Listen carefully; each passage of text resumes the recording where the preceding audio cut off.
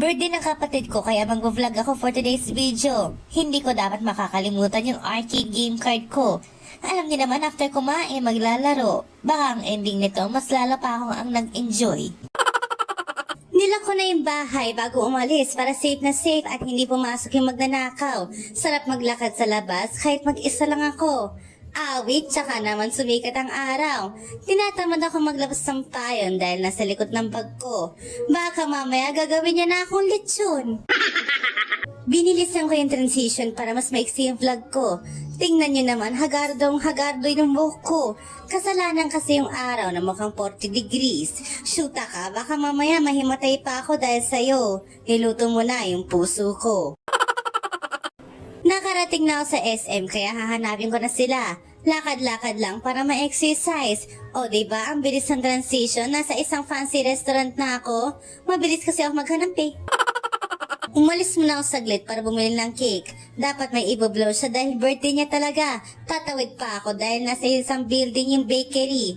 Ang daming choices kaya parang gusto ko lahat kunin ng walang bayad. Charis. Pagbalik ko, ayun na, nakakain na sila. Sabi ko, yung wish niya. Sagot ng kapatid ko na sana hindi ka na bumalik kasi ang tagal mo. Ayun, ako tuloy ang bumlo ng resibo. Kakain muna ako para mawala yung stress ko. Shoota kasing kapatid ko, basher talaga. Hindi ko pa sinabi sa kanya na mahaba ang pila. Kaya ang ending, ako pa yung may kasalanan. Parang ako yung pila. Iring at kakantahan na namin yung birthday celebrant. Awit talaga, parang puro matatanda yung kumakanta, hindi yung mga bata. Ang bagal pa ng tempo. Akala mo happy birthday, remix na novena. Yung birthday celebrant, nakatulog na bago pa makarating sa to you. Kailan namin kainin tong cake, kaya ayan, nag-slice na ako. Para wala na masyadong bitbitin pag alis namin. Kaso, yung unang kong slice napunta sa plato ng kapitbahay sa kabilang table.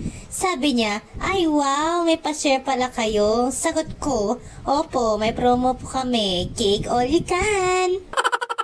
Tapos na kaming kumain, kaya bababa muna kami at kumain ng ice cream. Natural avocado flavor yan na walang food color. Baka sabihin nyo na may halong gayuma to ah. Pagkatapos sa mga kahimik, pupunta na kami ng Trinoma. Wait, kanina yellow yung mga katawan namin. Ngayon naging tubig. Shoota talaga para niluto kami sa init. From frozen to fried in 5 minutes. Pagpasok namin, merong changes sa Trinoma. Sabi ko sa kanila na mag-escalator na lang tayo. Tinake pa talaga yung stairs, shoota ka!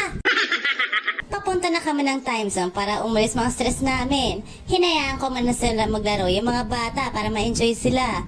Baka ang ending niya makakauwi na kami bago magsara ng mall. Ako naman ang next naglaro, kaya ang lalaroin ko yung my card para may boost power sa next game.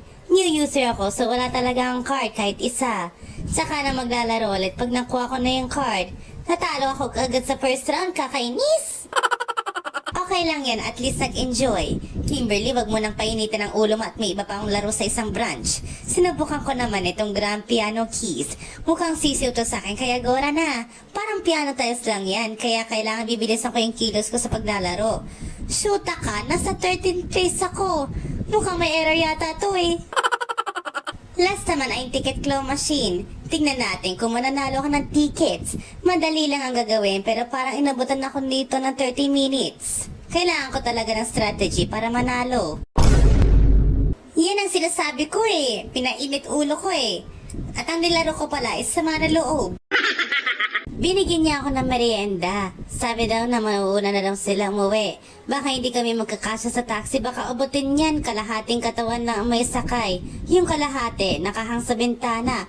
Pero kampante pa rin kasi nakakain naman ako. Ite-take out ko na lang dahil sobrang sakitan ng tiyan ko. Baka mamaya bigla pa akong matai sa mall.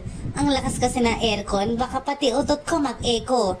Tapos pag may narinig silang lahat sila lilingon. Sabay ako, kunwari, nagulat din. Sino yun? Bastos naman. Yun lang mga kahimik, hanggang sa muli nating pag-awit.